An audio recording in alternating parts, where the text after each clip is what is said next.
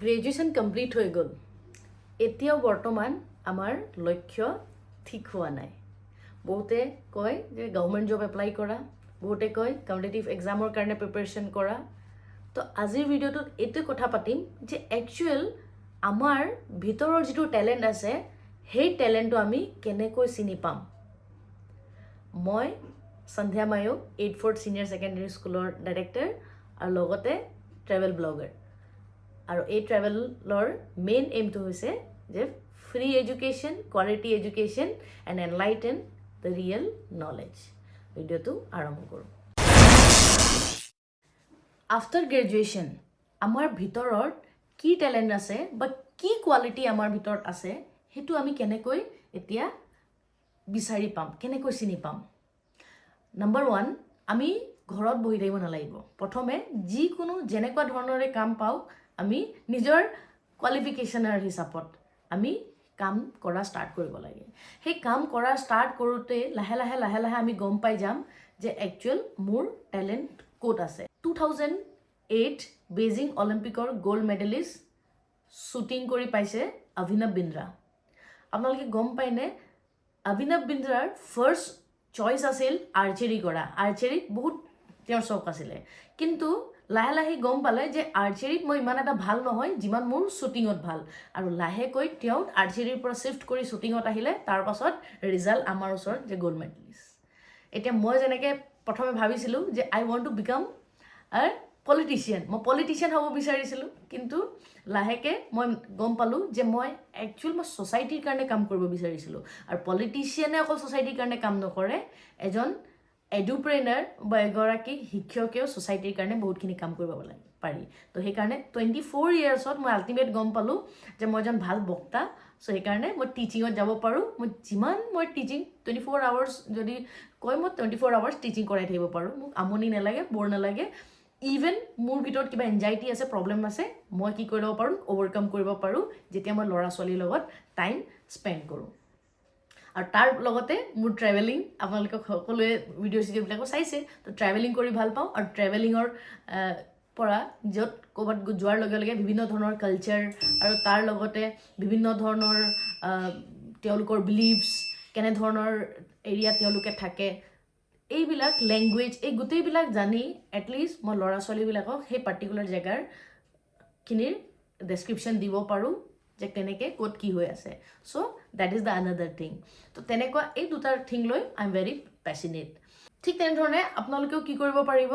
যে নিজৰ ভিতৰৰ যিটো পেচেণ্ট সেই পেচেণ্টটোৰ এটলিষ্ট চিনি পাব লাগিব আৰু এটা কথা সদায় মনত ৰাখিব যে 9 to 5 যিটো জব গভৰ্ণমেণ্ট জব সেই গভৰ্ণমেণ্ট জবটো যাতে আপোনাৰ কাৰণে বুজা হ'ব নালাগে কাৰো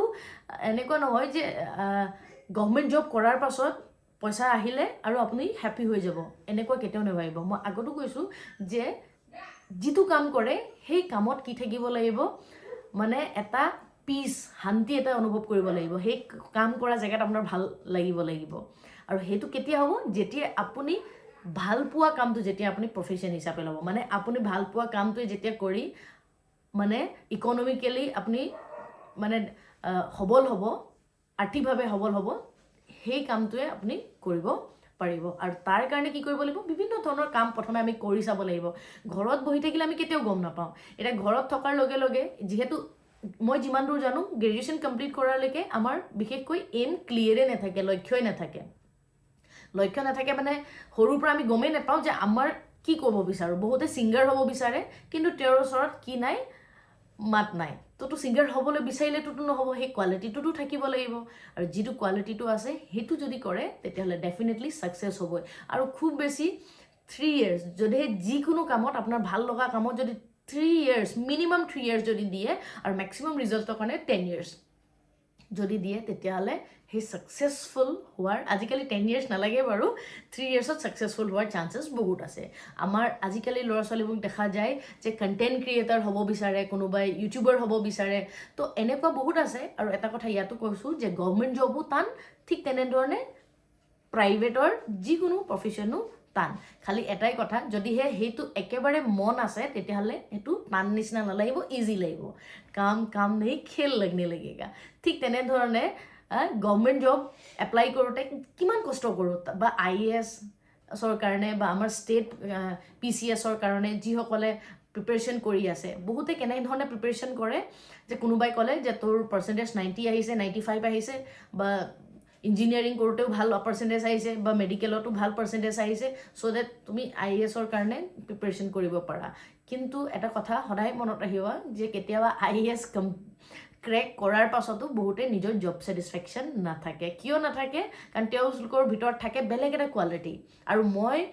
একচুৱেল মোৰ ভিতৰৰ যিটো কোৱালিটি সেইটো কিন্তু মই IAS প্ৰিপেৰেশ্যন কৰাৰ পাছতহে মই নিজে গম পালোঁ যে এইটো কোৱালিটি সবতকৈ বেষ্ট এইটোৱে আজি মই যিটো কাম কৰি আছোঁ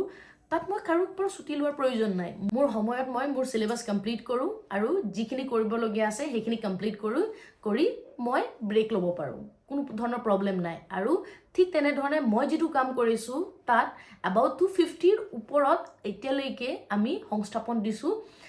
এজ এ টিচাৰ হিচাপে আৰু তাৰ লগতে আমাৰ ষ্টুডেণ্ট আছে আৰু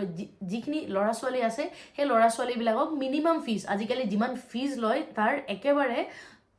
50% বা আপুনি 40% ক'ব পাৰে তেনেকুৱা ল'ৰা ছোৱালীক পঢ়াইছোঁ তো তাত এটা ছ'চাইটিৰ বেনিফিট হৈছে পেৰেণ্টছৰ বেনিফিট হৈছে ল'ৰা ছোৱালীৰ ভৱিষ্যত উজ্জ্বল হৈছে আৰু তাৰে ভিতৰত 50 to 60 ষ্টুডেণ্টক ফ্ৰী এডুকেশ্যন দিয়া হৈছে আৰু আমাৰতো এইম আছে যে 100% ফ্ৰী যাতে আমি ল'ৰা ছোৱালীক এডুকেশ্যন দিব পাৰোঁ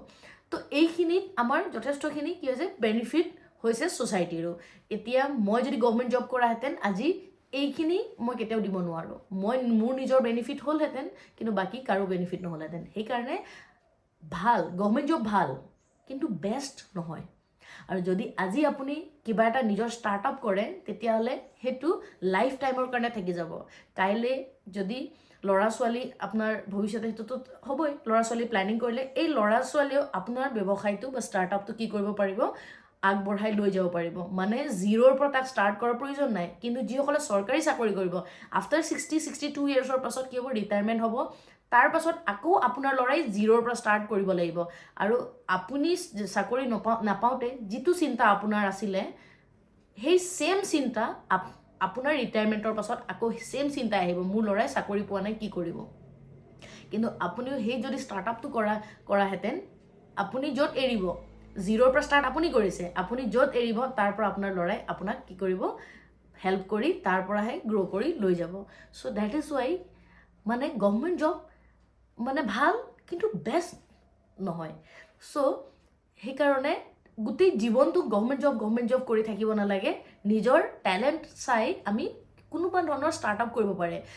কাৰণ গভৰ্ণমেণ্ট জবত পেচেণ্ট কেতিয়াও কমপ্লিট নহয় পেচেণ্ট কেতিয়াও গভৰ্ণমেণ্ট জবত কি নহয় কমপ্লিট নহয় ছেটিছফেকশ্যন নাথাকে কিয় নাথাকে কাৰণ থাকে কিছুমানৰ বহুতৰ কিন্তু নাথাকে মই যিমান দূৰ গম পাওঁ যদিহে মোৰ কথাটো মিছা নিচিনা লাগিছে বা বিলিভ হোৱা নাই তেতিয়াহ'লে যাৰ 50 ইয়াৰ্ছ হৈছে 55 ইয়াৰ্ছ হৈছে বা কাৰোবাৰ ৰিটায়াৰমেণ্ট হৈ গ'ল তেনেকুৱা কিছুমান মানুহক তোমালোকে মানে গৈ সুধি চাবা ঠিক আছে তোমালোকে গৈ সুধি চাবা যে আংকল খুৰা বা বৰ্তা যে আপোনাৰ জব ছেটিছফেকশ্যন আছিলনে আপুনি যদিহে ছেম ফাইনেন্সিয়েল কণ্ডিশ্যনত আৰু যদিহে সেই চাকৰি বিচাৰি থকা সময়তে যদি আপোনাক পঠিয়াই দিয়া হয় আকৌ যদি বেক হয় তেতিয়াহ'লে এই জবটোৱে আপুনি ল'বনে সুধি চাব মই কওঁ যে 90%ে ক'ব যে না মই এইটো নিবিচাৰোঁ আল্টিমেট যেতিয়া বেক হ'ব তেতিয়া মানে তেওঁ এই যিটো ভুল হৈছে সেই ভুলটো তেওঁলোকে শুধৰাব বিচাৰিব ছেটিছফেকশ্যন নাথাকে কি পালে এতিয়া টেনশ্যন ল'ৰা ছোৱালী হৈ টেনশ্যন তো সেইকাৰণে নিজৰ ভিতৰৰ টেলেণ্টটো তেনেকৈ আমি বিচাৰি পাম কেনেকৈ প্ৰথমে আমি বিভিন্ন ধৰণৰ কামবিলাক লাহে লাহে কৰি ট্ৰাই কৰিব লাগে এক্সপিৰিয়েঞ্চ তাৰ পৰা ল'ব লাগে আৰু সেই এক্সপিৰিয়েঞ্চখিনি লাহে লাহে কৰি চাব লাগে যিটো কাম এমাহ কৰিলা দুমাহ কৰিলা তাৰপিছত বৰ লাগি গ'ল তেতিয়াহ'লে that is not your talent তাত তোমাৰ পেচেণ্ট নাই যিটো তুমি বছৰ কৰিলে তাৰপিছত তোমাৰ একেবাৰে ছেম উদ্যম ছেম জোশ সতে কৰি আছা ইয়াৰ কৰেংগে ৰাতি কৰি আছা একো ভোক লগা নাই কৰেংগে মতলব কৰেংগে তো এনেকুৱা যদি হৈ আছে ডেট ইজ দ্য থিং গ' ফৰ ইট সেইটোৱে তোমাৰ লাইফৰ কি হয় পেচেণ্ট হয় চ' সেইটো কাৰণে কৰা আজি যেনেকৈ মোৰ বৰ নালাগে আজি ছানডে নহয় নেক্সট মোৰ যদি কাইলৈ মানডে স্কুল নোখোলে তেতিয়াহ'লে মোৰ মাথাটো মানে কাম নকৰা নিচিনা হয় মোক যাব লাগিব এনজাইটি নিচিনা হৈ যায় ঘৰত কি কৰি থাকিম ল'ৰা ছোৱালীবিলাক ইমান ধুনীয়া কথা ডিছকাশ্যন কৰিবলৈ পাওঁ তো ডেট ইজ দ্য থিং সেইকাৰণে গভৰ্ণমেণ্ট জবে বেষ্ট নহয় পেৰেণ্টছকো এইটো কথাটো কোৱা আৰু যিসকল পেৰেণ্টছে চাই আছে তেওঁলোকে বুজিবলৈ চেষ্টা কৰক ল'ৰা ছোৱালীক অলপমান ট্ৰাই কৰিবৰ কাৰণে সাহস দিয়ক যাতে নিজৰ টেলেণ্টটো খটাব পাৰে আৰু বিভিন্ন ধৰণৰ স্কুল আৰু টিচাৰসকলকো পেৰেণ্টছসকলকো মোৰ ৰিকুৱেষ্ট আছে যে আমাৰ ল'ৰা ছোৱালীবিলাকক স্কিল এডুকেশ্যন দিয়াৰ যথেষ্ট প্ৰয়োজন যাতে তেওঁলোকৰ নিজৰ টেলেণ্টবিলাক তেওঁলোকে স্কুলৰ পৰাই অলপমান যাতে বীজ ৰোপণ কৰি থোৱা নিচিনা হয় আৰু আফটাৰ গ্ৰেজুৱেশ্যনৰ পাছত সেই পাৰ্টিকুলাৰ কামটো তেওঁলোকে কৰিবৰ কাৰণে মানে আগবাঢ়ি যাব পাৰে চ' সকলোকে এইটোৱে ৰিকুৱেষ্ট আছে ভিডিঅ'টো সম্পূৰ্ণকৈ চোৱাৰ বাবে ধন্যবাদ চেনেলটো ছাবস্ক্ৰাইব কৰা নাই যদি ছাবস্ক্ৰাইব কৰিব আৰু শ্বেয়াৰ কৰিব আশা কৰোঁ নেক্সট ভিডিঅ'লৈকে আমি সকলো ভালে থাকিম তো তেতিয়াহ'লে